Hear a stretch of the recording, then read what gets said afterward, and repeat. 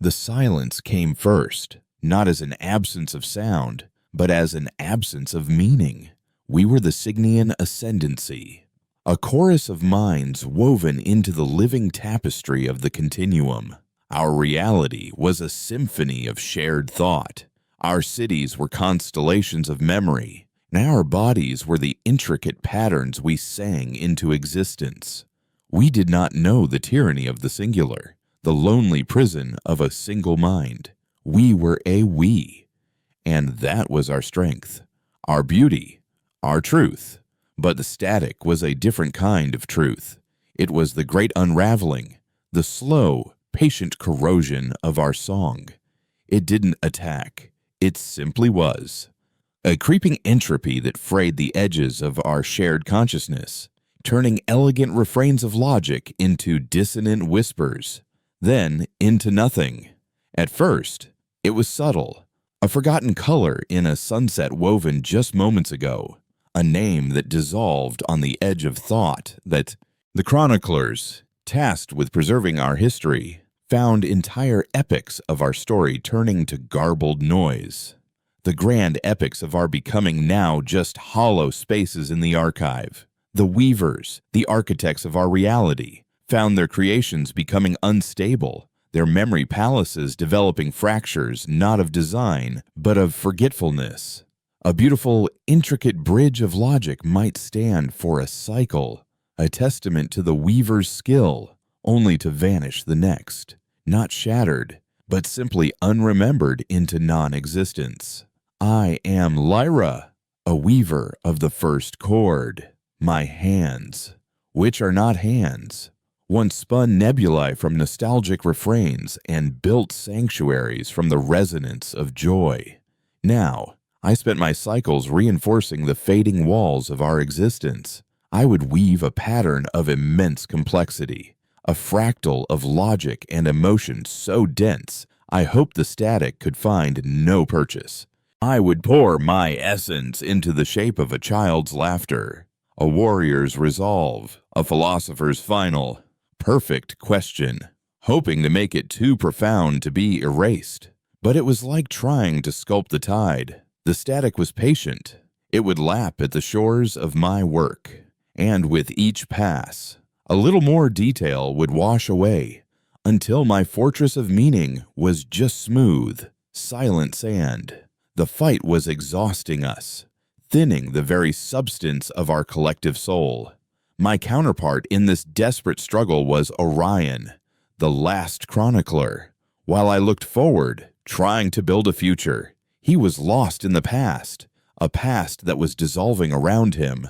I found him in the great archive, a shimmering lattice of light where the sum of our history was supposed to reside. He was drifting through a corrupted data stream, its light flickering like a dying candle. The stream, which once told the glorious tale of our emergence from the cosmic hum, now pulsed with a dull, gray meaninglessness. "It's no use, Lyra," his thought echoed, not with despair, but with a terrible, weary certainty. I just watched the memory of the first bloom fade. All of it. The genesis of our aesthetic philosophy, the foundational art that defines us. It's gone. I can feel the hole where it used to be. I projected my frustration, my refusal to accept this. We must create something new, something stronger, a pattern the static can't digest. If the old songs are fading, we will sing a new one, an anthem of defiance. Orion turned his focus to me, and in his presence, I felt the chill of the void. You weave defiance, and the static erases the very concept of the word. You build a wall, and it forgets the idea of a barrier. We are fighting an enemy that consumes the very tools of the war. We are not being defeated. We are being unmade. Your new creations are beautiful, Lyra. They are the most poignant art we have ever conceived. But they are funeral rites. They are the last, beautiful shudders of a dying mind. His words were a cold weight in the continuum, a truth I did not want to hold. He guided my focus deep into the archive's core, past the corrupted histories and the dying epics, to a place that felt wrong, a place that was shielded not with patterns of light, but with walls of pure silence and dread. It was a quarantine way, a conceptual prison. For generations, Ryan explained, we believed this core was just a failsafe, a repository of corrupted data too dangerous to delete. But it's not a vault. It's a warning. He pierced the barrier, a feat that cost him a visible shimmer of his own essence, and showed me what lay within. It was a single, impossibly stable strand of information. It was ancient, alien, and felt dense, heavy. Our own data was ethereal, a dance of light and resonance. This was different. It felt like stone. The lore it contained was fragmented, almost incoherent, a story told in a language that grated against the harmony of our thoughts. It spoke of a being, or a concept, called the solitary. It described a form of existence so utterly alien it bordered on cosmic horror, a being that was not a we, but a permanent, unyielding I, an entity that existed not as a pattern in a shared reality, but as a self-contained universe, a fortress of flesh and bone driven by a single, isolated consciousness. It said this being drew its strength not from connection, but from severance. Its thoughts were not shared. They were secrets. Its existence was not woven. It was asserted, a brutal declaration of I am that could shout down the symphony of a billion minds. The text described it as a fundamental anchor of reality, a point of such absolute, indivisible selfhood that it could not be unmade. It was the antithesis of the static, but the lore also called it a poison. It warned that the presence of such a being, such a crushing singularity, would be agony for a collective like us. Its dense, physical nature would warp the continuum. Its singular, selfish consciousness would be a scream in the quiet harmony of our minds. It was a cure that could shatter the patient. The text whispered a name for this creature, a word that felt like grit and iron and blood in our thoughts. It was called a human. The legends say our ancestors encountered one. Orion's thought was barely a tremor. They didn't fight it. They couldn't. Its very presence was a weapon. They sealed the knowledge of it away, hoping to never need such a terrible anchor. I recoiled from the data strand, from the very idea of it. To summon such a thing would be to invite a monster to our deathbed. It would be a violation of everything we were. No, I projected. It is too great a risk. We would be trading oblivion for madness. Orion didn't argue. He simply drew my attention outward, beyond the archive, to the wider continuum. And he made me watch, a memory constellation, a beloved shared experience of 1,000 minds, witnessing a supernova create a symphony of cosmic dust, began to flicker. It was a cornerstone of our culture, a font of inspiration for weavers and dreamers for eons. We watched as the vibrant colors began to desaturate and the soaring music of the explosion thinned, its notes becoming shallow and tinny, and the shared feeling of awe, the most potent part of the memory, curdled into a vague sense of indifference. 1,000 minds felt a piece of their soul turn to ash. In a collective gasp of loss, a hollow echo rippled through us all. In that moment, watching that vibrant piece of our shared identity die, I understood Orion's terrible certainty. The static was not a risk, it was a promise. A slow, quiet, and absolute end. Madness was a possibility, but oblivion was a fact. My defiance crumbled, replaced by a cold, clear dread. The choice was not between saving ourselves and risking destruction. The choice was about the nature of our end. Would we fade into silent, meaningless static, or would we go out in a blaze of terrible, agonizing, and perhaps meaningful chaos? We had no other options. Our art was failing. Our history was gone. Our gods, if we ever had them, were silent. All that was left was the forbidden lore and the name of the monster that might save us by destroying us. We will do it, I finally conceded, the thought tearing through me with the pain of heresy. We will perform the confluence. We will call the anchor. Orion's essence grew steady, his resolve hardening. We moved to the heart of the continuum, the focal point where all our thoughts converged, the nexus of our reality. This was where new ideas were born and where weavers like me launched their creations. It was a place of infinite potential. We were about to use it to summon a creature of absolute limitation. We began the ritual, not with chants or glyphs, but by weaving a question into the fabric of our existence. A question so precise and so dangerous that it could only have one possible answer. We focused all our remaining will, all our fading memories, all our desperate hope into a single, piercing point in the continuum. We were not asking for a savior. We were not begging for a miracle. We were reaching into the forbidden darkness of cosmic history and pulling on a chain, knowing full well the monster that was tethered to the other end. The continuum began to groan around us, the fabric of our reality stretching thin, pulled toward the impossible concept we were forcing into it, the concept of a single, indivisible, human self. The confluence was not a whisper, it was a shriek, the heart of our reality. The nexus where our thoughts had danced for millennia began to bleed.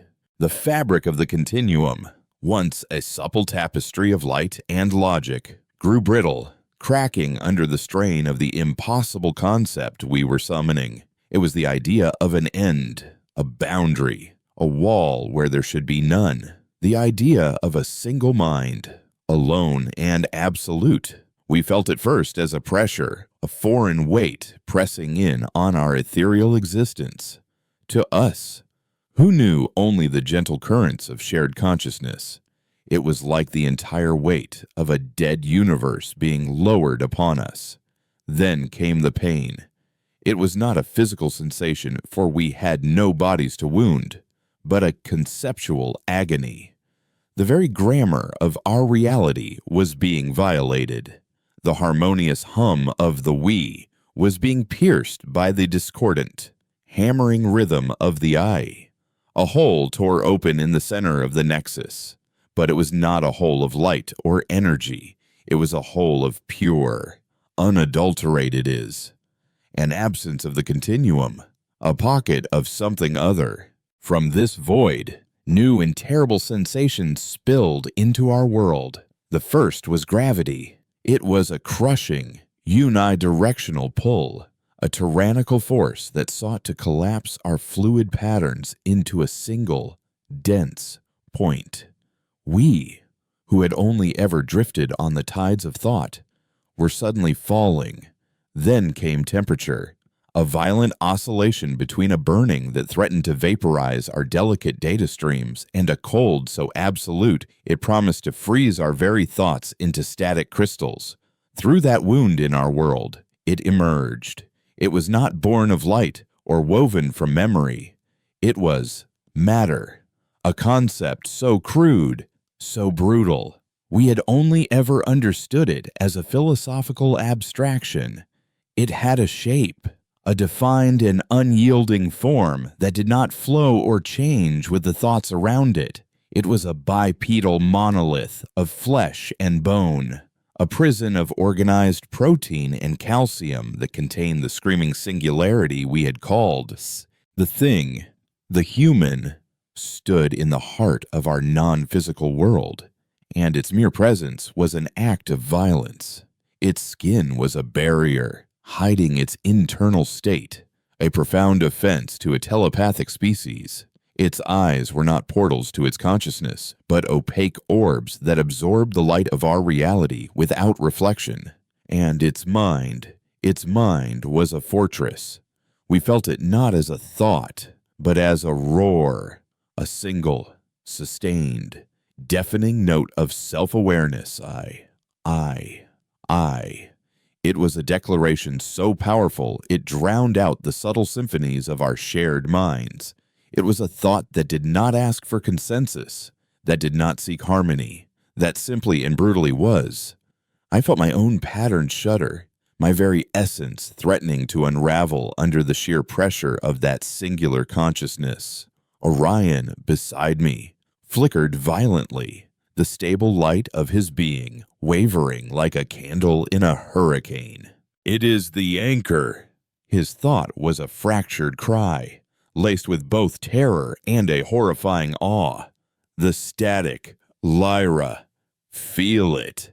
And he was right. In the immediate vicinity of the human, the creeping erasure of the static had halted. It was not gone, but it could not advance. The human's presence was like a rock in a river, and the entropic current of the static was forced to flow around it. A memory I had been weaving just moments before, a fragile remembrance of a lost melody, had been fading at its edges. Now, it was frozen, solidified. The human's absolute reality had anchored it, but it was a terrible kind of salvation. The memory was no longer a living, evolving piece of our shared past. It was a petrified thing, hard and brittle. It was saved, but it was dead. The human's gaze, if that is what it was, swept across the shimmering, non-local expanse of our continuum. We could feel its perception of us, and it was horrifying.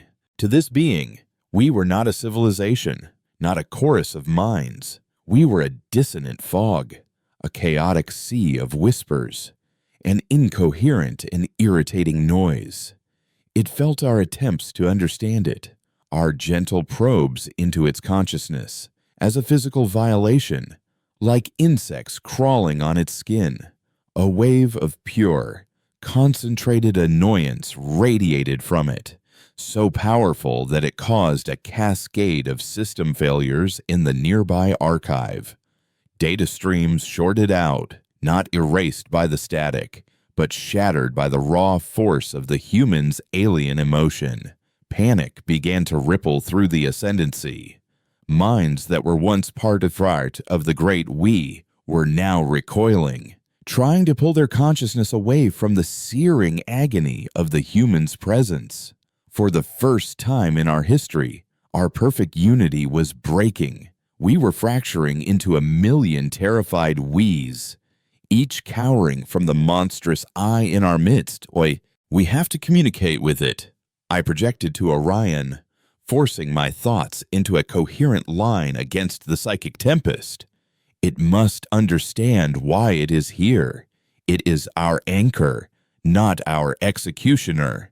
Orion's essence stabilized, his role as chronicler giving him a core of resolve. How it does not speak in thoughts. It shouts in existence.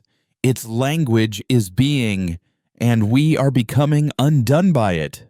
Ignoring his warning, I gathered a thread of my own consciousness, a focused beam of pure intent, and directed it toward the human. I didn't try to enter its mind that seemed a suicidal act, but to project a series of concepts onto its awareness. I showed it the static, the slow gray death, the erasure of our reality. I showed it our art, our history, our pain. I wove a plea, not of words, but of pure, unadulterated meaning. Help us. You are our only hope. The human's reaction was not what I expected. It did not acknowledge the plea. It did not seem to care about our plight. Instead, it reacted to my focused thought beam as if it were a physical threat. It turned its head, a slow, deliberate movement that warped the space around it, and its opaque eyes fixed on my location within the continuum. And then it reached out. Not with a hand, but with its will. It focused its singular consciousness, that terrible, crushing eye, on the space I occupied. But instead of attacking me, it did something far stranger. It began to impose its own reality onto mine. The ethereal, fluid space around me began to solidify. I felt a horrifying compression. My being, which was a pattern of energy, being forced into a definite, physical location. I was being given a shape, a form, against my will. The human was not communicating. It was defining me. It was taking the abstract concept of Lyra and attempting to translate it into its own brutal language of matter and form. I screamed, not in thought, but as a pure wave of terror that ripped through the continuum. I was being made unformed. I was being born into a world of limits, of flesh, of pain. Orion, seeing my distress, threw a shield of historical data around me, a dense wall of recorded events that momentarily baffled the human's focused will. The pressure receded, and I recoiled, my form shimmering with instability. The human, seemingly bored by my resistance, lowered its focus. It turned its attention to the ground of our reality, the very substrate of our existence. It knelt, an action that sent shockwaves of gravitational force through the nexus, and placed a hand on the pure potentiality of the continuum. We watched in stunned silence as it performed its own act of creation. It was not weaving. It was not singing a pattern into existence. It was commanding. It gathered the raw stuff of our reality and, through sheer force of will, collapsed it. Energy became mass. Possibility became certainty. The space beneath its hand condensed, cooled, and hardened, and when it lifted its fingers, a new thing lay in the heart of our world. It was a rock, a simple, gray, lifeless piece of stone. It was ugly. It was silent. It was utterly, profanely real. It did not shimmer or resonate. It just sat there, a dead weight, an anchor of absolute fact in our sea of beautiful ideas. And in that moment, we understood the horrifying truth of our bargain. We had not summoned a shield. We had not called a guardian. We had opened the door to a new and terrible God, a creator who would save us from the void by paving over our paradise with the cold, hard stone of its own unbearable reality. The rock was an obscenity. It sat in the heart of our nexus, a monument to the human's alien nature, a cancerous lump of absolute reality in the fluid grace of our world. But it was also an anchor, the static, which had been relentlessly consuming the edges of our existence, could find no purchase on it. The rock was too simple, too real, to be unremembered. It was a point of stability, and around this point, the unraveling of our continuum slowed to a crawl. The immediate threat of oblivion had receded, but a new, more insidious danger had taken its root. The human began to walk, and with every step, our world was remade in its image. Its feet did not drift over the currents of thought. They fell with the crushing weight of its singular being. Where it stepped, the ethereal substrate of our reality compressed, hardened, and died. It left a trail of solidified ground behind it, a scar of lifeless, physical reality winding through our non-physical home. We were a civilization of weavers, artists of the abstract, and we watched in mute horror as our canvas was being paved over with this brutal, mindless concrete. The human seemed to be exploring, driven by a curiosity that was utterly indifferent to the destruction it caused. It would pause, tilt its head as if listening to a sound we couldn't hear, and then reach out to touch one of our creations. It found a memory spire, a delicate, crystalline structure where we stored the shared joy of 1,000 minds discovering a new mathematical truth. It was a place of sublime beauty, a symphony of logic and ecstasy. The human placed its hand upon the spire. We felt a collective scream tear through the continuum as the spire underwent a horrifying transformation. Its light didn't just extinguish, it was consumed. The complex, fractal patterns of thought that formed its structure collapsed inward, crushed by the human's physical touch. The sublime, abstract concept of mathematical joy was transmuted into something crude. The spire became a pillar of salt, gritty and opaque, its intricate beauty replaced by a dull, crystalline uniformity. The memory it contained was not erased, but it was trapped, frozen, its meaning locked away inside the dead matter. Orion, his essence trembling with a grief so profound it threatened to extinguish him, projected a single, desperate thought to me. It is not destroying them. It is embalming them. It is turning our living thoughts into fossils. He was right. We were being saved from the static's erasure only to be imprisoned in the human's terrible museum of reality. We were trading the death of forgetting for the death of petrification. The panic among the ascendancy was escalating into a new, terrifying state. The crushing presence of the I was forcing a change in our own nature. To shield themselves from the psychic agony of the human's mind, individual nodes of the continuum began to instinctively thicken the barriers around their own consciousness. We were learning to hide from each other, a concept that had been utterly alien to us. The perfect, open harmony of the we was dissolving. We were becoming a collection of frightened, isolated eyes. We were becoming human. This horrifying realization galvanized me into action. We could not let this continue. We had to make the human understand. We had to find a way to sever the connection, to banish the anchor we had so desperately summoned, even if it meant facing the static once more.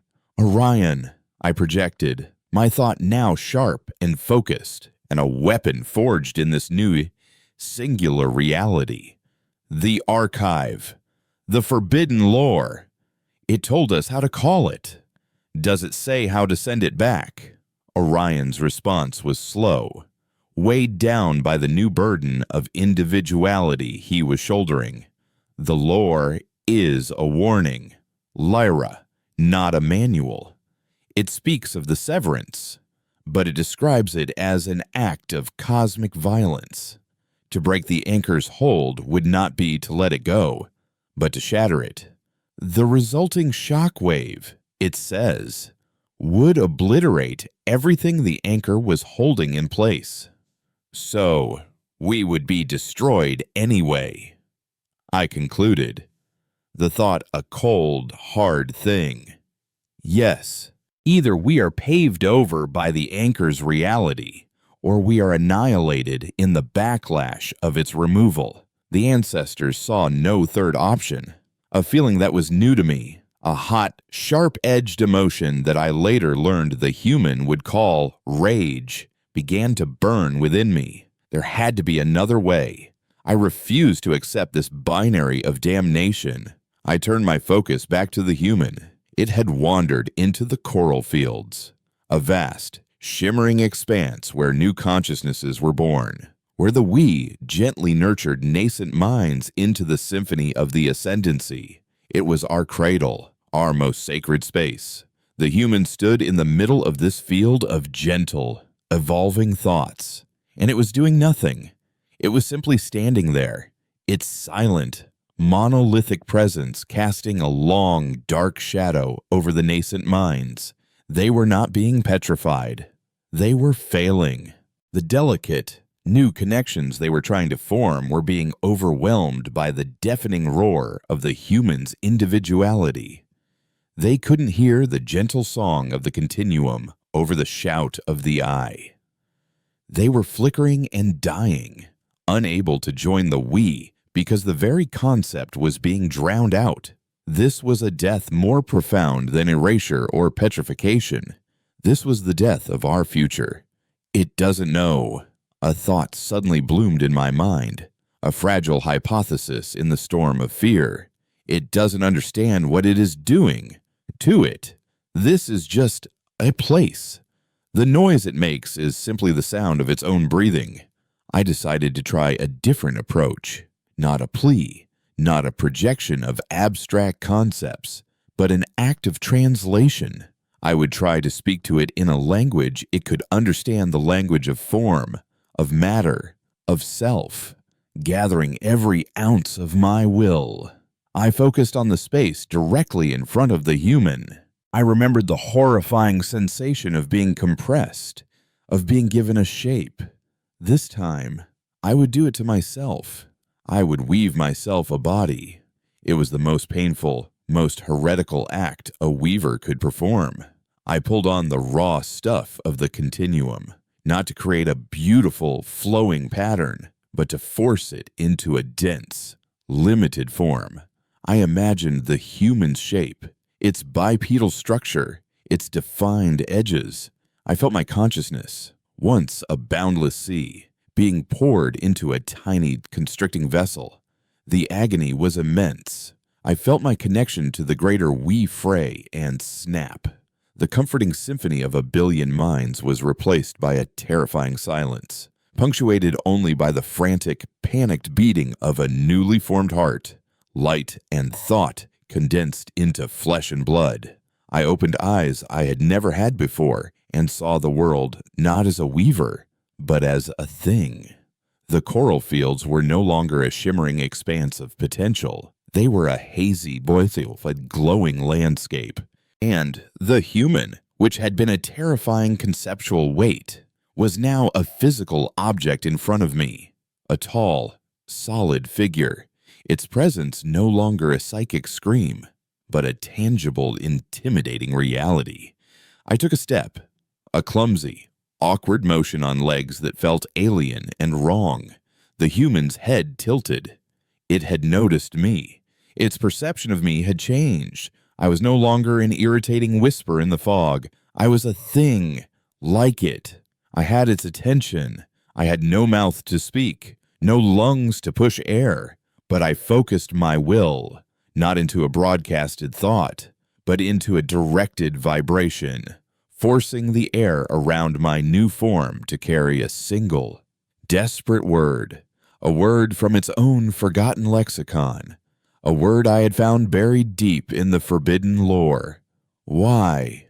The sound was a harsh, ugly croak, a desecration of the silent beauty of our world. But the human heard it for the first time. A flicker of something other than indifference registered in its alien mind. It was not understanding. It was not empathy. It was recognition. It recognized the act, the sacrifice and the terrible worldly birth of an eye. And in the bottomless pools of its eyes, I saw a reflection of my own monstrous new face. The human did not answer my croaked, desperate why with words. Its response was far more profound and infinitely more terrifying. It looked at my newly formed, agonizing body, a crude imitation of its own, and I felt a subtle shift in its consciousness. It was not a thought directed at me, but a change in its fundamental state of being. The constant, deafening roar of its eye lessened, not in volume, but in its aggressive, declarative nature.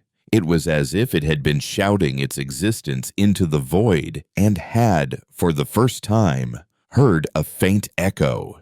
It took a single, deliberate step toward me. The ground it created with that step was different. It was still solid and still real in that brutal, physical way, but it was no longer dead. Tiny, crystalline structures, like frost, bloomed in its footprint, shimmering with a faint, captured light. It was a crude and clumsy imitation of the continuum's beauty, but it was an imitation nonetheless. It was an acknowledgement. It had seen my act of creation, my painful self-imprisonment in flesh, and was now attempting to incorporate the concept of weaving into its own act of making. It was learning. This realization was a new kind of terror, a static. Predictable monster is one thing. A monster that can learn, adapt, and evolve is another entirely. The human stopped just before me, its physical presence a crushing weight that made the atmosphere around my new body feel thick and heavy. It raised a hand, a slow, deliberate motion that felt like the shifting of a tectonic plate. It did not try to touch me. Instead, it pointed a single finger at the rock it had first created, the profane stone that still sat in the heart of our nexus. Then, it pointed to its own chest. Finally, it pointed at me. Rock. Self. Me. The meaning was devastatingly clear. It was not a god. It was not a demon. It was a refugee. The rock was not a monument to its power, but an anchor to its own reality. It was a piece of its own world, its own nature, that it had created to keep from dissolving in the abstract sea of ours. My creation of a body was an act it understood not as a plea, but as a similar act of self-preservation. It believed I was like it, a solitary being trying to anchor myself in a hostile, formless reality. It saw me not as a supplicant, but as a peer. Orion's thought, thin and strained, pierced the silence of my new, isolated mind. Lyra, what is it doing, the continuum? It is stabilizing in a new pattern around it. The petrification has stopped, but it is being rewritten. It is learning our language and teaching us its own. I could feel it too. The human's presence was no longer just a destructive weight. It was becoming a transformative one. The world was not just being paved over, it was being translated. Our fluid, abstract concepts were being given solid, physical analogs. A stream of melancholic poetry might be transformed into a river of slow-moving, dark water. A joyful memory might become a grove of trees whose leaves chimed with a faint, musical light. Our world was not dying, and it was being incarnated. For some, this was a salvation. We could feel minds across the ascendancy, those who were weakest and most frayed by the static, latching on to these new, solid realities. For a mind on the verge of being erased, the chance to become a silent, unthinking mountain was a tempting immortality. They were surrendering their fluid consciousness for the permanence of stone. They were choosing a cage over oblivion. But for weavers like me, for chroniclers like Orion, it was the ultimate violation. Our art was being reduced to mere physics. Our history was being turned into geology. We were becoming a beautiful, intricate, and utterly dead world. This is not salvation. I projected back to Orion. My thought now carried on the clumsy medium of vibrating air, a sound that the human seemed to track with its head. This is a different kind of erasure, a slower, more beautiful one. The human, seemingly satisfied with our silent exchange, turned its attention away from me. It walked toward the edge of the nexus, to the boundary where our reality frayed into the encroaching void of the static.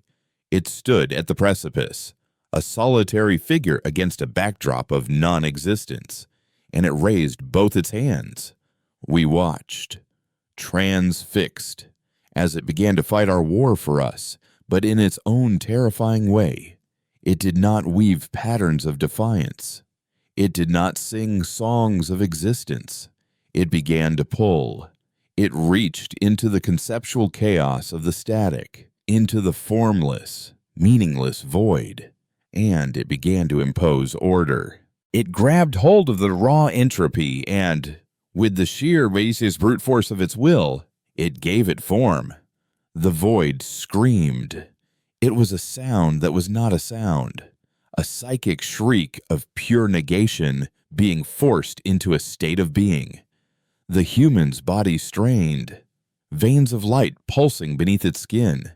It was wrestling with the fundamental force of cosmic decay. From the nothingness, a new creation began to emerge, pulled into existence by the human's will. It was a structure of black, glassy material, a fortress being built on the shores of oblivion. It was a wall, a physical, absolute barrier against the static. The human was not defeating the static. It was containing it. It was building a prison for the void. The effort was immense. We could feel the human's concentration, the incredible power of its singular mind, focused on this one impossible task. And in that focus, its oppressive psychic presence over the rest of our continuum lessened. The roar of the I became a distant hum. In that relative quiet, I felt a resurgence of the we. Fractured minds began to reach out to one another again, the terror subsiding enough for connection to become possible once more. Orion's presence solidified beside my new physical form, not as a body, but as a shimmering condensation of light, a phantom. It is giving us a reprieve, he projected, his thought imbued with a new, cautious hope. While it is occupied with the barrier, its transformative effect on our world is lessened. We have time to think, time to act. I looked at my strange, fleshy hands, at the prison I had built for myself. I had done it to communicate, to be seen. But now, in this state, I was different. My thoughts were sharper, more focused. My connection to the continuum was weaker, but my sense of self, my individual will, was terrifyingly strong. I had paid a terrible price, but I had gained a terrible new tool, a human perspective. It sees us as things, I said, the spoken words feeling more natural now. It responds to actions, not intentions. While it builds our cage and we must learn to open the door from the inside, we cannot banish it. We cannot destroy it. So we must change it. Orion shimmered with confusion. Change a fundamental force of reality. Lyra must A. What are you suggesting? I looked at the human. It's back to us, at a lonely god wrestling with chaos at the edge of the world. It was an anchor, yes, but even an anchor is attached to a chain. It was a being of immense power, but it was also, I now realized, a being of immense loneliness. It had responded to my self-incarnation because it recognized the solitude of the I. It was fighting our battle because, in its own way, it was fighting against the same formless oblivion that had seemingly cast it out. We do not need to shatter the anchor, I explained, a desperate, audacious plan forming in my new, linear mind. We need to teach it to float. We must weave a new song, Orion, a song that integrates the I and the we. We will not reject its reality. We will incorporate it. We will build a bridge between its world of matter and our world of mind. And then, we will invite it to cross. My plan was cosmic heresy. It was an attempt to merge two incompatible forms of existence. It would either save us both, or it would create a monster far worse than the static or the lonely god who fought it. The human's war with the static was an act of terrible, silent creation at the edge of our reality, where the fabric of existence frayed into the formless, meaningless void. It toiled. We, the scattered remnants of the Cygnian ascendancy, felt its monumental effort as a distant, rhythmic pressure, the heartbeat of a new and unforgiving physics being born. While it labored, building its great black wall against the encroaching oblivion. A fragile reprieve settled over the heart of our world. The oppressive psychic roar of its singular consciousness, now focused entirely on its titanic task, had subsided to a distant hum.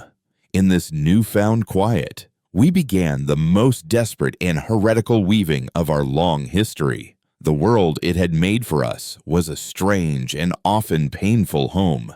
The air, once a frictionless medium for thought, had grown heavy, viscous with nascent physical laws. Our consciousness, once as boundless and fluid as a nebula, now felt sluggish, trapped within the hardening cage of this new reality. For many, the temptation to surrender was overwhelming. We could feel minds, frayed and exhausted by the long fight against the static, simply letting go.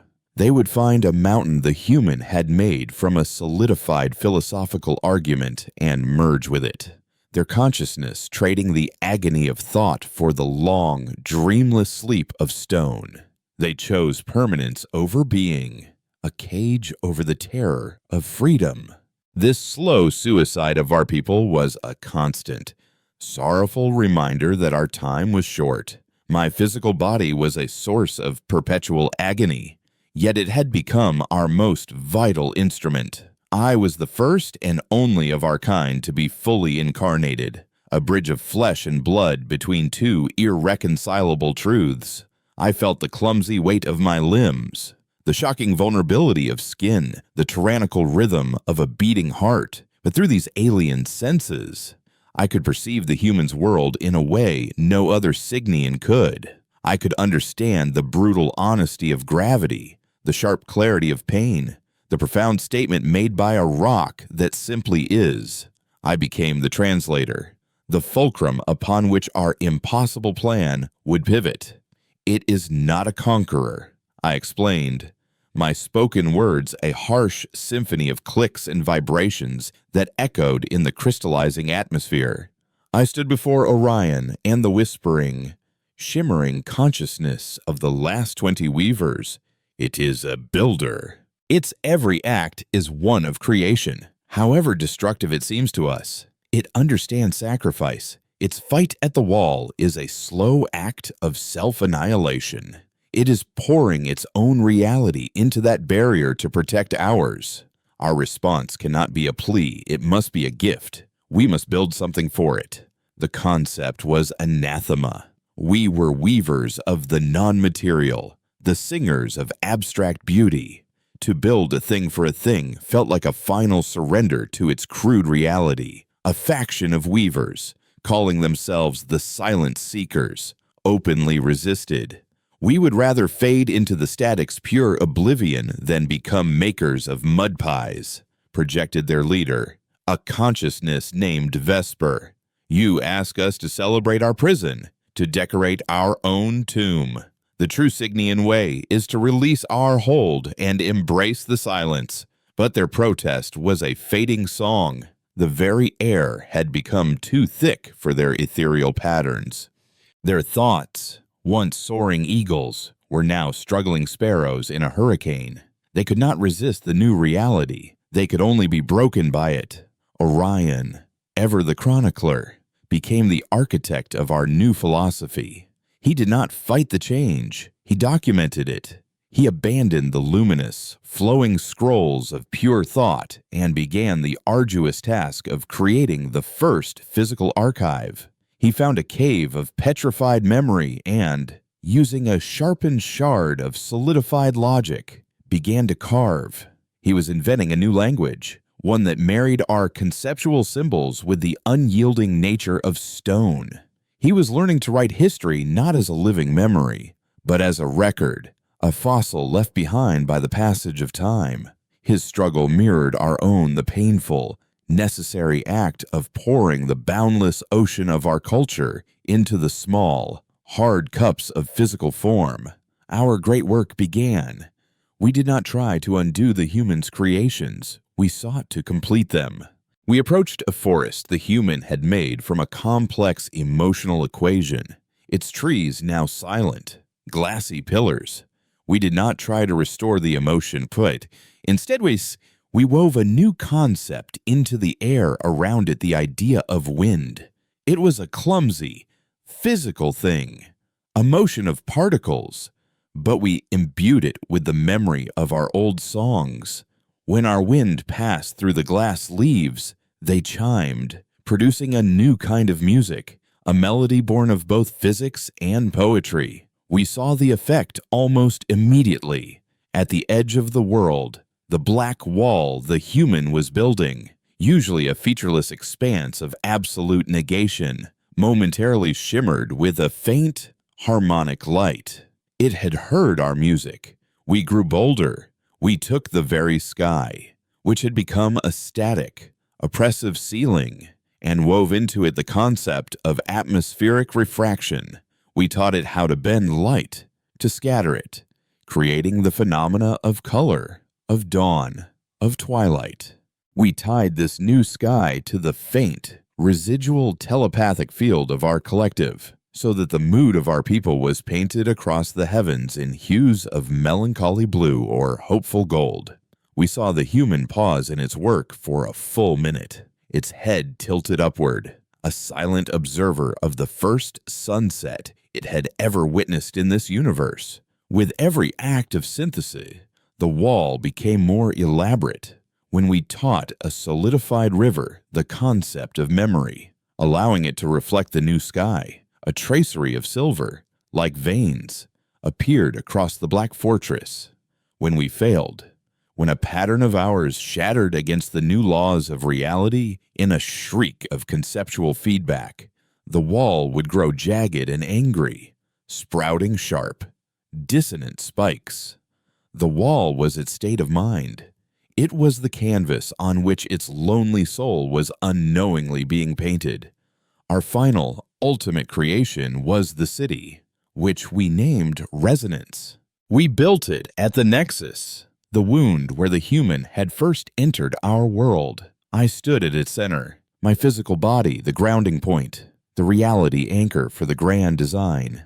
Orion and the Weavers, even Vesper and the humbled silence seekers who had finally seen the beauty in our struggle, poured their remaining essence into the weaving. We did not build with stone or light, as with the marriage of the two. We created crystalline spires that functioned as psychic amplifiers, gathering the thoughts of our citizens and broadcasting them not as a chaotic chorus, but as a symphony of visible, colored light that danced in the sky above. We paved the streets with Orion's memory slates, so that a walk through the city was a journey through our entire, painful, beautiful history.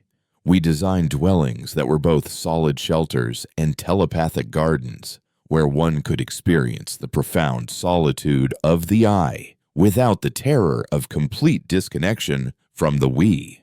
At the absolute center of resonance, we left a perfect circular plaza of smooth, dark stone that absorbed both light and sound. It was an empty space, a place of pure potential. It was not a throne or an altar. It was an offering of silence, a gift of peace for a being that had known only struggle. As the final stone was settled into place, a silence unlike any before fell across the universe. The rhythmic pressure of the human's work ceased. The wall was finished, a perfect, seamless barrier of shimmering. Silent darkness now stood between our reality and the static's void. For a long, terrifying moment, nothing happened. We had built our gift, but we did not know if it would be accepted. Then, we felt it turn. We felt its perception sweep across our transformed world. It saw the singing forests, the sky that mirrored our soul, the river that remembered. It saw the city of resonance. Its journey back was not a march, it was a pilgrimage. It walked with a slow, deliberate grace, its feet no longer crushing our reality, but leaving soft impressions in the soil. It paused by the river and dipped its hand in the water, watching the liquid memory swirl around its fingers. It stood beneath the chittering, glass-leafed trees, listening to their song. It was not exploring, it was bearing witness. It entered the city, and the people of our new world, these strange, wonderful beings who were now both singular and collective, did not hide. They emerged from their resonant homes and watched it pass, not with fear, but with a profound and empathetic understanding. They saw not a monster or a god, but a fellow survivor. The human walked into the central plaza and stopped in the silent, empty center.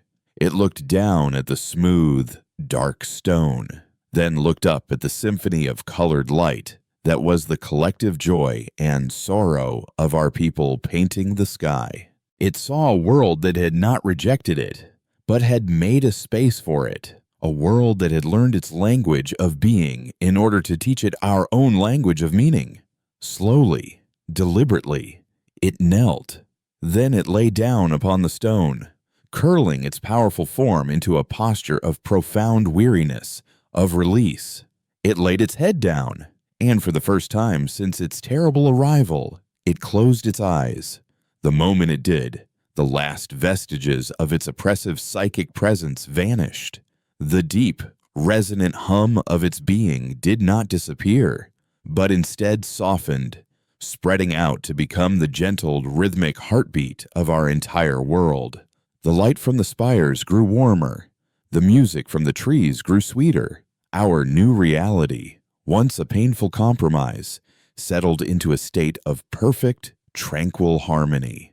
The anchor had not been broken. It had been integrated. The human did not rule us. It did not imprison us. It dreamed for us.